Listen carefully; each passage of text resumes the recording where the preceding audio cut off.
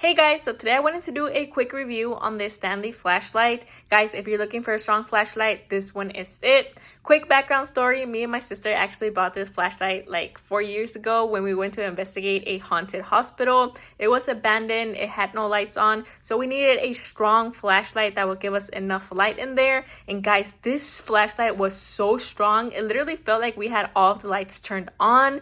It is also rechargeable, so you can just recharge it whenever you want to. It does have 4 different modes, which I am going to show you all of them. We're going to go into the darkest room that I can find in my house, and I'm going to show you all 4 different modes because they are super strong, guys. So let's go.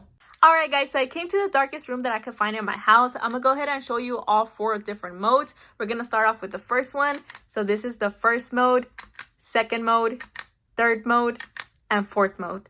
Guys, as y'all can see, this flashlight is super bright. It literally feels like I have all the lights turned on when it's just a flashlight. It is only the 900 one, so imagine how much more stronger the other ones are. Guys, this is the only flashlight you'll ever need, honestly. It's super good, it's super bright, and I would definitely recommend it.